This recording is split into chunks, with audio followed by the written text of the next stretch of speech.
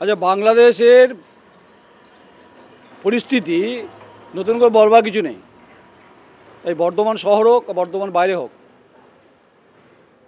পথ চলতে হতে একজনের সঙ্গে দেখা হলো, সৌমিত্র চক্রবর্তী।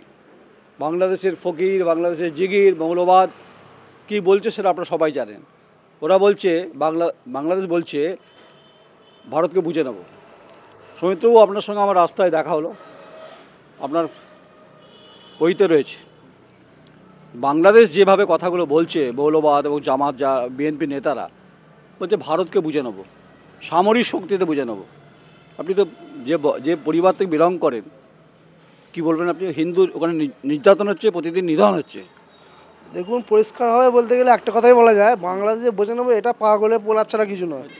ভারতবর্ষ যদি এই হুঁশিয়ারিটা দিত, তাহলে অনেক কিছু বিশ্ব থেকে অনেক কিছু তার প্রতিক্রিয়া আসতো।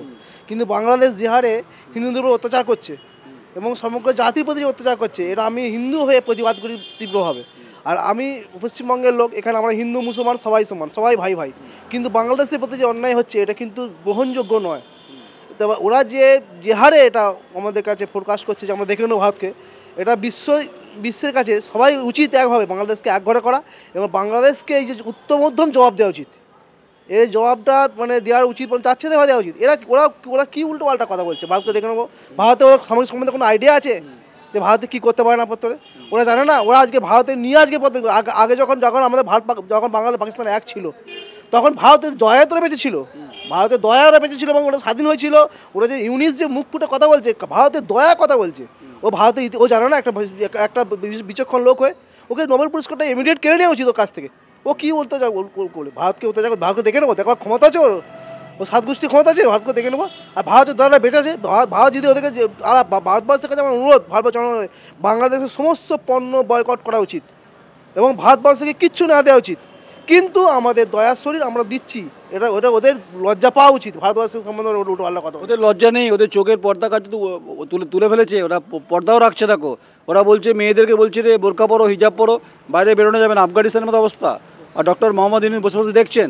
মোহাম্মদ ইউনিস তো একটা মানে যাকে বলবো যাচ্ছে তাই থার্ড ক্লাস লোক। ওর জ্ঞান নেই, ওর শক্তি হারিয়ে গেছে। ও তো এখন চলছে সন্ত্রাসবাদীদের মতো চলছে। ওখানে তো সন্ত্রাসবাদী রাজ করছে এখন। ওখানে তো ইউনিসের কথা কাজ হচ্ছে না। ইউনিস ছোটো জগন্নাথ শোনে, সেরকম ছোটো জগন্নাথ হয়ে গেছে। ওরা এখন মৌলবাদী, ওদের কিছু কিছু সন্ত্রাসবাদী লোক, দাজিহাদি লোক, তাদের কথা ওরা উঠছে বসছে। কিন্তু এর প্রতিবাদ আমাদের ভারতবর্ষের প্রতিটা লোককে করা উচিত। ওদেরকে দেখে চোখে আঙুল দিয়ে দেখিয়ে দেওয়া উচিত যে ভারতবর্ষের ক্ষমতা আছে। কিন্তু আমাদের ভারতবর্ষ করছে না। ভারতবর্ষ যে কী কেন করছে না, আর মোদিও যে কেন এর প্রতিক্রিয়া নিচ্ছে না, দিদিও যে কেন প্রতিক্রিয়া নিচ্ছে বুঝতে পারছি না। না, আমরা ওয়েট করছি, আমরা দেখতে চাইছি। ওয়েট কতদিন করবেন আপনি? ওয়েট করা বলছেন, ওয়েট কতদিন করবেন? ওখানে হিন্দুগুলো কী হতে হচ্ছে, তাদেরকে মারছে, ধরছে, সমস্ত কিছু প্রমাণ দেওয়া হচ্ছে, তবু বলছে না করেন। কি এগুলো তো ঠিক নয়। হিন্দুদের প্রতি অত্যাচার তো ঠিক নয়। আমাদের এখানে তো মুসলমান আছে, আমরা কি অত্যাচার করবো? কারণ তারা আমাদের ভাই হয়, তারা মুসলিম নয়, তারা ভাই আমাদের। তারা আমরা যেমন তাদেরকে ভাই ভাবছি, আমরা এখানে সংখ্যাগরিষ্ঠ, ওরা সংখ্যালঘু। কিন্তু যারা বাংলাদেশে যারা সংখ্যাগরিষ্ঠ আছে মুসলিমরা, তারা কি একবারে বলতে পারে না হিন্দুদের আমরা ভাই? কেন একসঙ্গে থাকতে পারে না? তাদের কি ইয়ে হচ্ছে? তাদের একসঙ্গে থাকতে পারে না, শুধু ভারতের নামে বদনাম করছে। এটা প্রতিবাদ করা উচিত প্রত্যেকটা।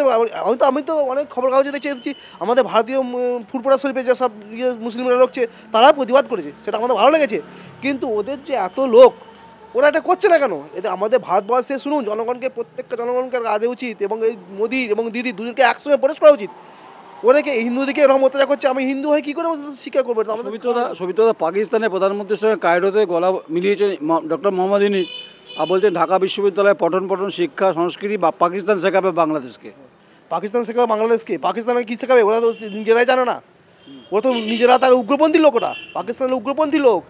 পাকিস্তানকে ধ্বংস করে দেওয়া উচিত। বাংলাদেশকে যারা পাকিস্তানকে মদত দিয়ে, পাকিস্তানকে ধ্বংস করে দেওয়া উচিত ইমিডিয়েট। পাকিস্তানের মানুষ বাস করেনি ওরা। চীনও ওখানে ঢুকে পড়েছে কাজ। চীন আমাদের ভারতবর্ষে তো বাজে লোক। চীনের জিনিস ইউজ করছে। আপনি দেখলেন তো রাস্তা, একটা চীনের সুতো ঘুরিয়ে ওড়াচ্ছে, চীনের সুতো দিয়ে। চায়না সুতোর কতটা খারাপ জানেন আপনি? ওটাকে ইউজ করছে মানুষ। আচ্ছা, মোহাম্মদ ইউনূসের মাথা কি খারাপ হয়ে গেছে বলছেন আপনি? খারাপ নয়, ওকে বাই প্রেসার করাচ্ছে। ওকে বাই প্রেসার, এই যে ওদের যে মৌলবাদী সংগঠনগুলো আছে, ওকে ইউনুসকে বাই প্রেসার করাচ্ছে। এখন তো ও তো কাঠের পুতুল হয়ে গেছে। তাহলে তো ভালো ভালো ডাক্তার দেখানো উচিত। উনি তো বসে আছে নির্ভর হয়ে। দেখানো উচিত না, ওকে ঢুকিয়ে দেওয়া উচিত কোনো মেন্টাল হসপিটালে। ওকে মেন্টাল হসপিটালে ঢুকিয়ে দেওয়া উচিত। সৌমিত্র সৌমিত্র চক্রবর্তী। সৌমিত্রদার বক্তব্য হচ্ছে, সৌমিত্র চক্রবর্তী একদম কুল ব্রাহ্মণ মানুষ, বলছে যে ওই ডক্টর মোহাম্মদ ইউনূস তত্ত্বাবধায়ক সরকারকে মেন্টাল হসপিটালে ভর্তি করা উচিত। আর ভারতের খাবে, ভারতের থাকবে, আর বড় বড় কথা বলবে।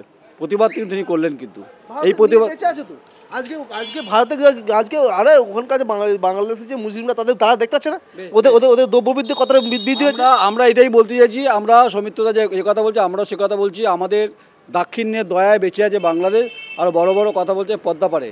তাই সৌমিত্র চক্রবর্তী যা বক্তব্য, এটা সমাজের সবার বক্তব্য যে নীরবে হজম করার জায়গাতে নেই। তাই মাথার ছিট হয়েছে, ব্যায়ামও হয়েছে ডক্টর মোহাম্মদ ইউনূস। মেন্টাল হসপিটালে যাওয়ার পরামর্শ দিলেন সৌমিত্র চক্রবর্তী। নমস্কার,